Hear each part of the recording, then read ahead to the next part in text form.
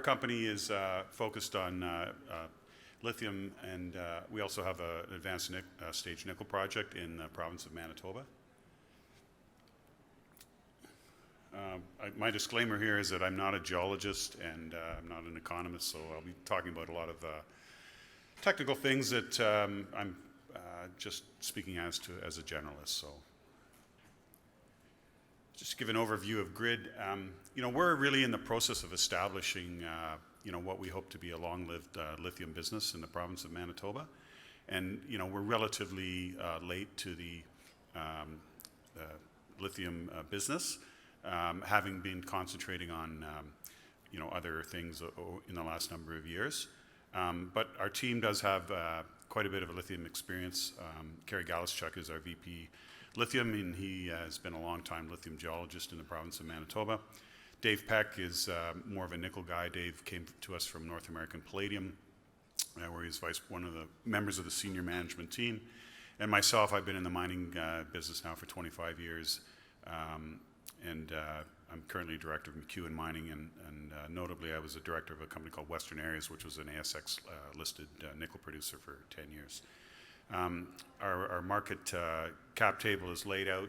Our most recent financing, I might point out, was we did that primarily out of Australia, and it was really the same investor group that were behind Green Technology Metals, which is a project in the Thunder Bay area. And the key shareholders that came in were Lithium Royalty Corp, who were already a shareholder of the company, American Manganese and Coal Group, which is a private equity which owns a number of interests in operating mines around the world, and Patrick Murphy, who is one of the three managing partners of that company based out of Sydney, has joined our board. Primero Engineering took a shareholding position. Primero is the leading process engineer working in lithium today. They've established an office in Montreal, and then a group of high net worth individuals based out of Perth. Our Manitoba business is really focused on trying to advance our lithium project. We have two main lithium projects: the Donner Lake Lithium, which we acquired these claims back in 2016, actually for base metals. But we're looking at trying to quickly move that project along, and right now we're really in the drilling phase and are trying to establish initial resource. We know that there's a very permissive terrain there for lithium pegmatites. It's the same Bird River Greenstone belt that hosts the Tanco mine, which is most people don't realize that Canada currently only has one producing lithium deposit, and that's the Tanco mine, which has been producing off and on since 1968. And we have a memorandum of understanding with Tanco, the purpose of which is to look at potential for toll milling at their mill, and that's something that we're working on moving forward with them. We also have a grassroots property south of Winnipeg, and I'll show a map in a minute, the Falcon West Lithium. It's interesting, every day there's announcements of junior companies picking up prospective terrain for lithium, and most times now it's, we have a greenstone belt where we think there might be lithium. Falcon West is interesting in that we tied up a whole very favorable geological contact, but we have a 1 kilometer kind of core area that has a historical resource and two showings of high-grade lithium about 1 kilometer apart. So we think it's a really highly prospective area, and there's high-grade spodumene, and we own that one 100%. And then we have our base metal project, which is the Makwa-Meva. We have about $4 billion of metal in 2 open pits, and we're in the process of updating our resource there, which we think is going to be an expanded resource. My only comment on batteries and lithium and EV demand is that, since I've been following this for a number of years, EV penetration has outstripped most projections. And, from my experience in the mining industry, a lot of projects, the timing is going to be later than people think. So this is Albemarle's projection of lithium demand, and they're pretty bullish. It comes down to our basic premise that we're following, that as a junior company trying to break into the business, we think there's going to be a period of 5 to 6 years where you have elevated prices and a real opportunity to make some money if you can get into production quickly. And this is borne out by, in our view, by some of the actions of the major companies and the major trading companies, which people like Rio Tinto, Glencore, Trafigura, they're all trying to get into the lithium business because they see potential for higher grade margins there. So, we have a particular strategy to try to get in production quickly. Manitoba, just overview, there's really the same map that was shown earlier about all the battery and plants coming in North America. Manitoba is a battery metals hub currently. It has always been, since the 60s, exporting nickel concentrate, and it's been exporting lithium and related products since the early 70s, and from the Tanko mine. So the province is really a gateway to the U.S. Transportation, east-west in Canada, but also into the United States. Our projects are really well located. So we're also poised to benefit from the U.S. Inflation Reduction Act with Canada as a favorable trading status with the U.S. Manitoba has a potential for high ESG credentials with 97% of the power is hydroelectric, and it's very cheap power, so real positive in that. Our projects are close to Winnipeg and the Tanko mine. So we think that all the pieces are in place for a good jurisdiction to operate in. And most importantly, right at the top of the list in Canada now is how you get along with the First Nations, and do you have First Nation support? And we've worked hard at that in the last few years. And we have an operating agreement that takes us right up to the time that we were to announce a project that would go into production feasibility stage, and then we would have to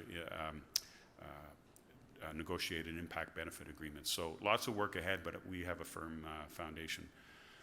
Here's a map showing our project location. So Winnipeg is shown there. Winnipeg, for those of you who don't know, about 750,000 people. To the north, we have our Donner Lake property, and that's about 35 kilometers north of the Tanko mine. And then to the south, we have the Falcon West property. And the Trans-Canada Pipeline and the Trans-Canada Highway run right next to the Falcon West property.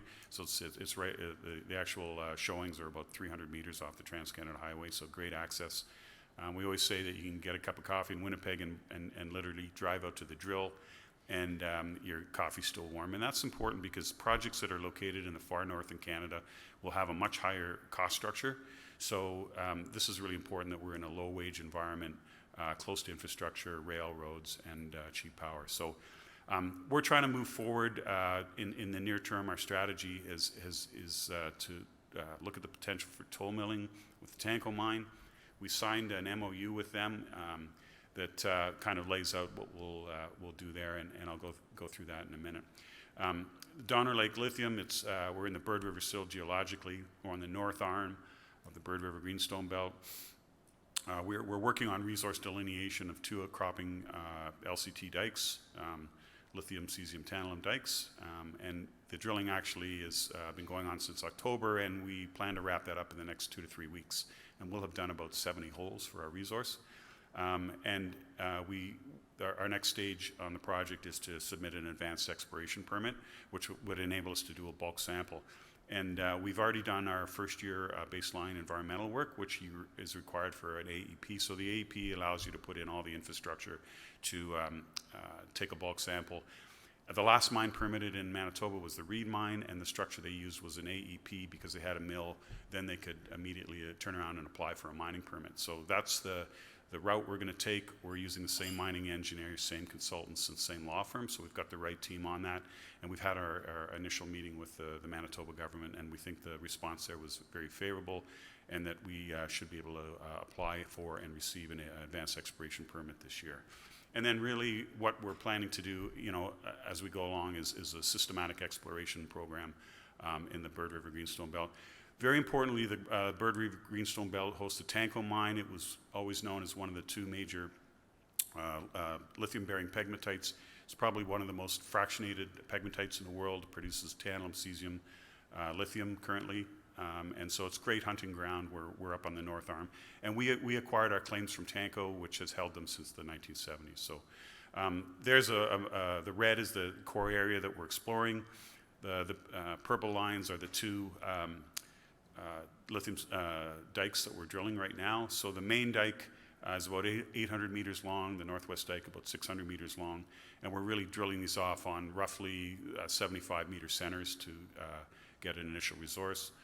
We think we're going to end up having some element that will be open pittable, and there you can see the dike and the country rock. So we're drilling a vertical mineralized structure that's white with country rock black, and so our preliminary is that the underground mining for that portion of the mine will have to be will be relatively cheap. And this is a long section showing some of the drill holes that we've drilled just recently. All the holes in this 800 meter panel have hit. So it's kind of the equivalent of drilling a 12-gram gold deposit that's 5 meters average true width. We're drilling every 75 meters, and you hit in every hole. So we think that long-term lithium prices, we're going to be able to mine that.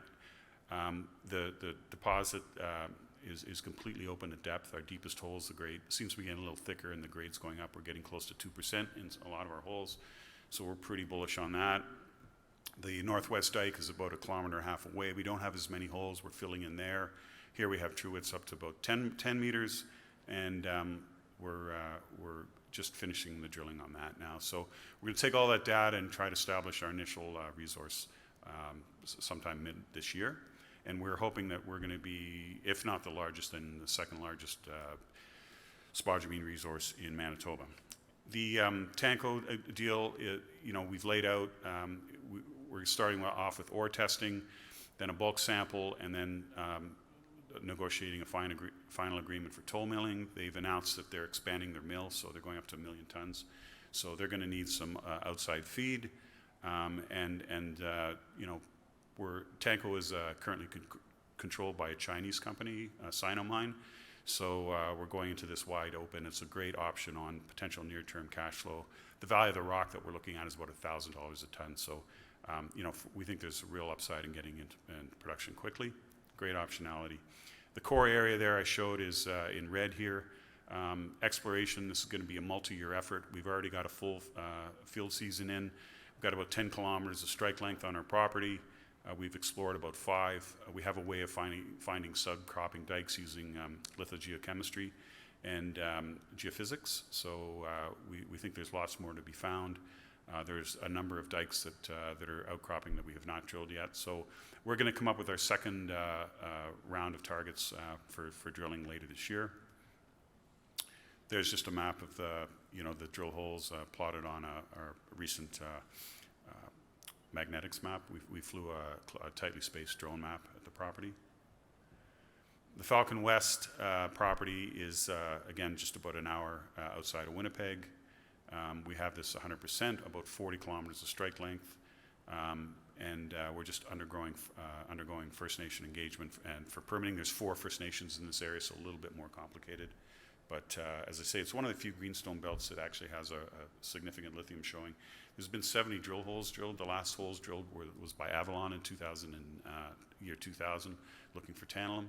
There's 2% lithium in a lot of these holes, and it's pretty close to surface. So our goal here, this strike length we're looking at from end to end is about 1 kilometer.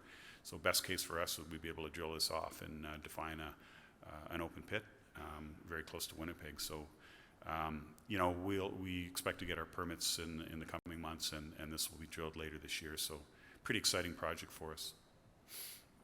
So overall, our lithium strategy is to really, we want to become the dominant junior in southeast Manitoba. We think Manitoba is going to become a lithium hub for sure, exporting lithium into the United States.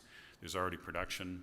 We think that even small-scale production would set us apart from the pack, enable us to generate significant cash flow. And we're hoping to submit our mining permit in 2024. And we want to continue exploration as we go. So we think we have a good team in Manitoba. We have 12 people, all local there, that are working. Good relations with the First Nation and government, and we're going to put some points on the board with an early resource later this year, and we're in a great area to find new pegmatites. And so I'm just going to leave it at that. Other than that, you know, we're also working more quietly, but on our nickel project, and we have a good game plan there as well. Great, thank you. Thank you, Robin.